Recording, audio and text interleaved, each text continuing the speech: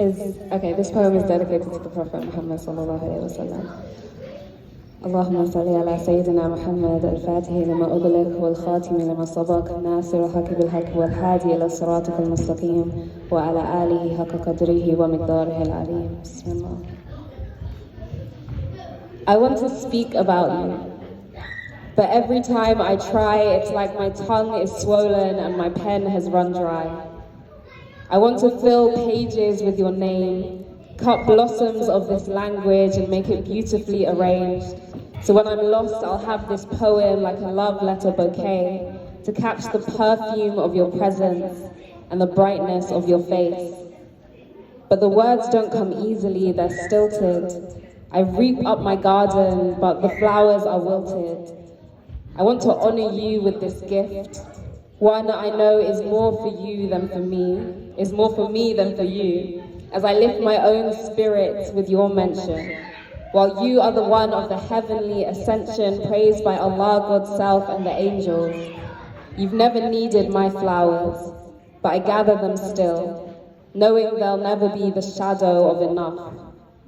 What rhymes perfectly with the first Noor in creation, formed when Adam was still between water and clay, between soul and body, between idea and Allah's craft. How can I explain what Waraka saw? What mark would make a man wish to extend his old age, to live only to serve and give his life to another? A promise fulfilled, a prophet, the seal, an event in time like no other. How can I describe the stars that first night? A beauty so entrancing that necks have stretched to see them throughout the ages. But when Sayyidina was born, it was them who leaned down to see him, closer to the earth and filling the sky, to witness the moment he opened his eyes.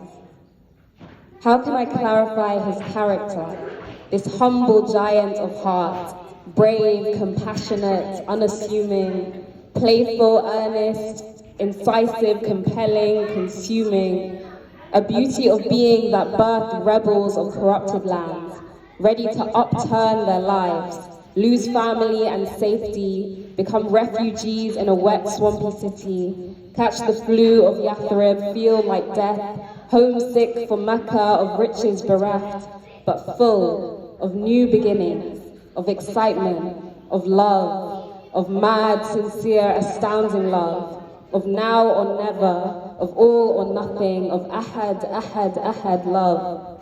For the one who took the crushing embrace of Jibreel to pass on a letter from Allah to us. 114 chapters, a drop in the ocean. For if the sea were ink for the words of my Rabb, the sea would be used up before the words could finish. And if he brought another sea of ink, the same would be true. And so it is Allah who knows what praise is for you, Ya Rasul, how to honor your grandeur, your form and maqam.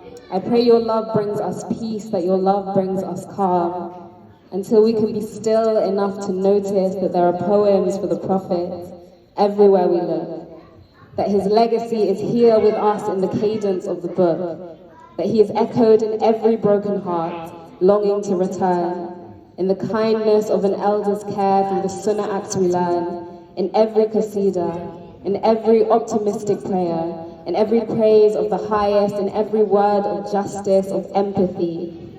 The more I come to know you, the more I pray you'll be my pen, to fuel my words and my spirit. And I hope one day I'll write something new, and every stanza, every lyric will be less and less of me, more and more of my Nabi, of my guide, Al-Hadi, of my Sayyid, of my key to true gnosis, to be free, to be free. To not just cut flowers for you, but to turn my life to soil. So all that grows are poems, sweet petals and vines that coil into the words resounding of La ilaha illallah, Muhammad Rasulullah, sallallahu alayhi wa sallam.